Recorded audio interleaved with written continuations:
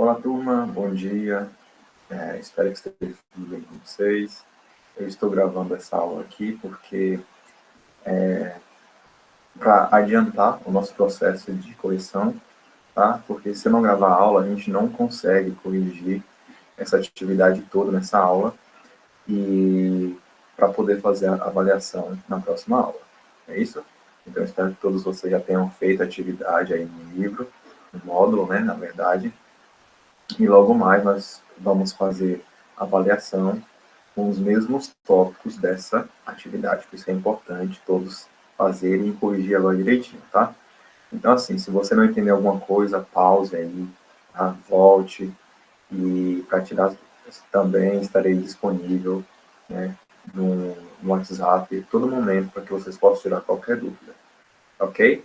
Então, vamos lá, vamos começar aqui compartilhando a tela e dessa forma corrigindo a atividade, né, que é proposta para vocês. Então, em um estudo realizado em Portugal, pesquisadores elaboraram um experimento em que colocaram várias bandejas em diferentes inclinações, como indicado no eixo inclinado do terreno no gráfico abaixo. Tá? Então, o eixo inclinado, tá? Aqui, ó, inclinação.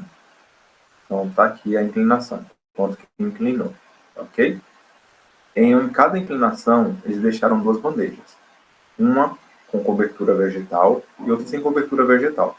Após os vegetais terem se desenvolvido, o pesquisador despejou a mesma quantidade de água sobre a bandeja, em um mesmo intervalo de tempo. Ele verificou a quantidade de solo arrastada pela água, veja no gráfico os resultados seguintes. Então, o que ele fez? Pegou bandejas diferentes, não foi? Uma, duas, três, quatro, cinco bandejas em cinco tipos de inclinação, tá? Às vezes eram assim, mais assim e assim, tá? E aí depois ele plantou algumas árvores, essas árvores se desenvolveram e ele jogou a mesma quantidade de água em todos os pontos do terreno, né, para ver qual solo era arrastado pela água, ok? Então aqui a gente tem a porcentagem de solo e aqui a inclinação do relevo. O que vocês estão vendo de azul é o solo sem cobertura, e o que vocês estão vendo de vermelho é o solo com cobertura. Ou seja, aqui ele pegou a água e jogou num experimento que tinha a inclinação de 5 graus. Então ele verificou que quase nada era removido de solo com vegetação. Bastante solo era arrastado pela água nessa mesma inclinação, né, sem vegetais. A mesma coisa aqui, ó, sem vegetais carregar bem mais do que com vegetais com 10 graus de inclinação. E a gente percebe aqui também que com essa inclinação de 15 graus, sem vegetal também arrastava muito mais do que com vegetal. E assim a gente percebe em todos, né? A gente percebe que quanto maior a inclinação, maior é a quantidade de solo que é arrastado. E quanto mais vegetal tem no solo, menos quantidade de solo é carregado pela água, ok? Então, que problema o pesquisador estudou nesse experimento? Ele estudou o quê? A erosão do solo, porque é exatamente isso que a gente vê, né? A erosão, lembram que eu falei que quando maior, mais inclinado é um solo e menos desprotegido de vegetação, maior é o processo de erosão, né? Então, como você explica os resultados obtidos nesse experimento? Então, aqui, ó, vocês podem dizer que quanto mais vegetação tem no solo, diminui a ocorrência de erosão, evitando que partículas do solo sejam arrastadas pelo vento ou pela água. Então, os vegetais seguram o solo para não ser carregado pela água, tá? No experimento, o pesquisador fez inclinação de até 25 graus com as bandejas. Observando a tendência dos resultados, em sua opinião, qual seria o resultado apresentado se houvesse uma inclinação maior? Ó, lembra que eu falei para vocês que quanto maior a inclinação, mais solo é carregado, né? Então a gente pode concluir que se tivesse maior inclinação que 25 graus, maior ainda seria a quantidade de solo carregado pela água. Então, se tivesse um certo modo, né, poderia ter até 100% de solo arrastado pela água. Número 1, qualquer coisa, deem pausa e copiem a resposta. Ok? A questão número 2. Uma consequência da erosão acelerada do solo é que os sedimentos podem se depositar no fundo dos rios. processo conhecido como assoreamento. Esse problema afeta o curso do rio, as plantas e os animais aquáticos. Observe as imagens que representam a vista aérea de 4 regiões onde há plantação em um rio. Então aqui, A, B, C e D. O que vocês estão vendo aqui em cima ó, é a plantação no morro. Isso aqui é um morro. O que vocês estão vendo aqui em volta do rio é a mata ciliar. São aquelas plantas que ficam próximo, né? Ficam próximo do rio. O que vocês estão vendo de verde é grama, plantação de alguma coisa, tá? E o que vocês estão vendo de azul é o rio. E essa corzinha aqui, ó, é o solo desprotegido. Tá bom? Vamos lá. Qual das imagens acima apresenta uma área em que o rio está sujeito ao assoreamento? Por quê? E qual das imagens representa o local menos suscetível à erosão? Explique. Então, ó, nessa imagem aqui, olhando a que está melhor protegida contra a erosão, é a imagem a que está protegida, tá? Eu quero saber primeiro qual é que está protegida. É a imagem C, né? Olha só, por que imagem C? Porque tem uma mata ciliar maior, né? Tá tudo plantado aqui em nível, tá vendo? Todas as sujeirinhas em nível, não tem solo desprotegido. Então aqui, ó, o rio está mais protegido. E qual que o rio está menos protegido? É a letra A. Por quê? Porque não tem mata ciliar aqui, ó, próximo da inclinação do morro, né? Então significa que se chover pode carregar aqui materiais de solo, né, que pode depositar no rio e causar o assoreamento, ok? Então mais protegido é o C e o menos protegido é o A, ok? Então qualquer coisa vocês deem um pause aí, tá? Para corrigir direitinho. Questão B. A imagem B representa uma área em que foi realizado o plantio de forma inadequada. O que você sugeriria ao proprietário dessas terras para que ele evitasse a erosão do solo e o assoreamento do rio? Ó, a imagem B. O que foi feito errado aqui? Ó? A plantação aqui em cima do morro está de modo irregular. Você percebe que não está plantada, orientado dessa forma, né? Em curva de nível. Está plantado tudo na doida, né? Então, uma das coisas que a gente poderia falar para esse cara, dono dessa fazenda B, é que ele plante, né, os vegetais, que eles façam a plantação em curva de nível, tá? Para evitar, então, assim, a erosão. Além de curva de nível, é bom que ele faça o quê? Plantio direto, faixa de retenção ou terraceamento. Né? Então, todas essas coisas que eu falei para vocês, né? Curva de nível, faixa de retenção, né, e plantio direto são técnicas de conservação do solo, tá? E, além disso, é necessário que ele também amplie a mata ciliar. Percebam que é fininha aqui, né? A quantidade de mata ciliar, então ele tem que aumentar. Ok? Questão C. A imagem D apresenta uma área em que o solo está completamente desprotegido. Olha aqui, ó. Né? Em sua opinião, que problema ele pode apresentar futuramente se continuar sem cobertura vegetal? Então, o que pode acontecer aqui futuramente, além do solo ficar pobre e não conseguir nascer vegetação, é o que? Ocorrer erosão, né? Então, a gente pode colocar o quê? Pode sofrer erosão aqui, relação da chuva e do vento, e também a infertilidade do solo, porque a terra tem que estar protegida, o solo tem que estar protegido com plantação, né? Nem que seja a plantação natural que existe ali, os capins e tudo mais. Questão 3. A hidroponia é um sistema de cultivo de plantas na qual não é necessária a utilização do solo. O solo é substituído por água e nutrientes.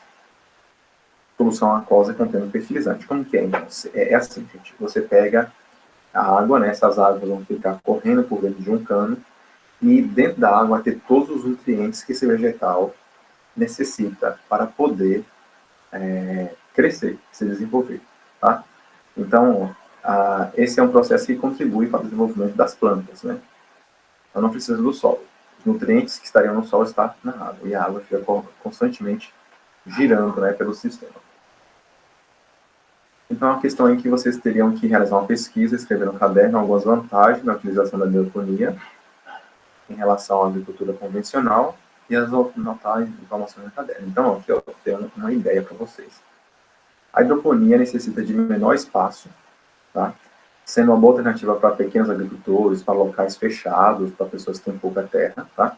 As plantas se desenvolvem em menos tempo, pois a disponibilidade de nutrientes é maior, e consomem menor quantidade de água e é menos suscetível a pragas, entre outros. Por quê? Não é dentro da água, sim, mas é que essa água ela é reutilizada sempre, né? Ela é sempre reutilizada, então gasta menos água, se a gente for parar para pensar, né? E quando você molha a terra, né? A terra, ela também ela suga água, então aquela água não fica disponível o tempo todo, né? Então, a hidroponia é boa por isso. O que fornece os nutrientes aos vegetais cultivados pela técnica da hidroponia? Então, o que fornece esses nutrientes? O que fornece, então, nutrientes são a solução aquosa contendo fertilizante. Tá? Então, o fertilizante ele é diluído na água e a planta, né, como está com a raiz na água, ela vai lá e pega esses nutrientes que estão dissolvidos na água, né, esses fertilizantes que estão dissolvidos na água. Ok? Então, qualquer coisa, dá um pause aí, verifique também a resposta. Tá bom? Vou aumentar mais. A C.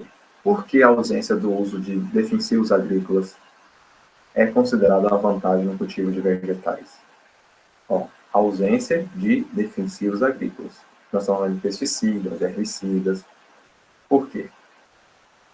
Porque os defensivos agrícolas eles podem poluir o solo e também as reservas de água, né, os mortais de água, lençol freático, as fontes, lagoas, os açudes, tá? Prejudicando o desenvolvimento das plantas e dos animais. Além disso, os defensivos agrícolas podem prejudicar a saúde das pessoas e de outros animais, porque são tóxicos, né? Vamos para a quarta questão. Leia o trecho abaixo, né, da reportagem. O Brasil tem quase 3 mil lixões ou aterros irregulares de levantamento. O Brasil ainda despeja 30 milhões de toneladas de lixo por ano, de forma inadequada, expondo os cidadãos ao risco de doenças. Essa é uma reportagem, então, do G1. E a questão A sobre essa reportagem é a seguinte: qual é o problema ambiental abordado no trecho da reportagem? Então, o problema aqui é o quê? São os lixões, né, a quantidade de lixões e aterros sanitários irregulares no Brasil. Tá? Cite duas consequências que esse problema ambiental pode causar. Então, um é a contaminação do solo e o outro é o surgimento de doença, né, por conta de animais que ficam nesses lixões, entre outros. Tá? Então, qualquer coisa, deem aí um pause também e observem a resposta na tela, ou então volte aí para ouvir eu falando novamente. Ok? E, enfim, vamos para o último ponto aqui, que é uma recapitulação, né, do que a gente estudou. Então, essa imagenzinha aqui, ó, gente, do homem, né, em trator vermelho, ele está fazendo o quê? Arando o solo, né? Então, o solo pode ser preparado para o cultivo de plantas pelas técnicas de aração, né, nós vimos lá anteriormente. Então, as técnicas de preparo do solo é o quê? Aração, irrigação, que é como se molha, né, a água nos vegetais, diretamente no solo. Adubação, que é quando nós colocamos, então, fertilizantes, pode ser tanto químico como orgânico, né, proveniente de restos de alimentos e casca de vegetais e tudo mais, né? E a drenagem do solo, que é fazer com que a água não fique retida no solo, empobrecendo esse solo, né? Então, as técnicas de preparo do solo é o quê? Aração, irrigação, adubação e drenagem, tá? Aqui nós vemos o quê? Um processo de aração nessa imagem A. Na B. Por meio da extração mineral, conseguimos o quê? Minérios, que são matéria-prima para a fabricação de diversos objetos que utilizamos no cotidiano. Nós vimos, né, que praticamente tudo que nós consumimos de produtos, né, e tudo aquilo que a gente utiliza como objeto é proveniente da extração mineral ou de petróleo, enfim. Então, o que nós estamos vendo aqui nessa imagem aqui é uma extração de minerais. Tá? C. O solo pode se degradar naturalmente em função do deslocamento de seus componentes. Esse processo de degradação do solo, né, dos componentes do solo é um processo chamado de erosão. Tá? Essa imagem aqui mostra que é uma erosão. Pode sofrer compactação pela criação de animais ou pelo uso de máquinas, né, quando os animais passam muito vezes pelo mesmo lugar. ou muitos animais numa mesma área, uma área pequena, ou então o uso de máquinas faz o quê? Com que o solo fique compactado. O solo compactado é quando o solo ele não tem condições de filtrar, de absorver a água rapidamente. Então fica água empoçada, tá bom? Letra D. O solo também pode ser prejudicado pelo descarte correto de resíduos sólidos. Né? Resíduos sólidos é tudo aquilo que é proveniente do uso humano, que pode causar poluição, né? Por isso é importante reutilizarmos, lembrando que reutilizar é você pegar uma garrafa, por exemplo, que era de Coca-Cola e utilizar para colocar leite. Então, reutilizar é você não modificar o material, tá? Você pegar e utilizar com outra coisa. E reciclar é quando você pega o material que faz uma garrafa, por exemplo, e reutiliza a matéria dela para fabricar uma outra coisa. Aí aquela garrafa vira uma peneira, por exemplo, plástica, né? Então, por isso é importante reutilizar os objetos que serão descartados e procurar reciclar os materiais. E a letra E, por fim, diz assim, para reduzir o processo de erosão do solo em terrenos inclinados, pode-se usar curvas de nível. Curvas de nível é isso que nós estamos vendo aqui. Né? São essas, tem um relevo aqui, uma ladeira, né? E aqui as pessoas fizeram nivelamento, deixou por um espaço ali, tudo plano, né? E aí vai descendo como se fosse uma escadinha. Faixas de retenção, né? Faixa de retenção é essa partezinha mais marrom que vocês estão vendo aqui na curva do nível, né? E o terraçamento por patamares, que é justamente isso que nós estamos vendo aqui, né? Esse terraçamento, que é muito parecido também com a curva de nível. A curva de nível é o fato de estar curvado e o terraceamento é o fato de estar plano, ok? Então, é isso daí. Esse daqui é um modo também de vocês revisarem o assunto, tá? Essa página aqui é muito importante. E caso vocês não tenham entendido alguma coisa, vocês podem me questionar. Aí, tá? Espero que tenha ficado claro. Um abraço a todos e se preparem para a prova mais tarde.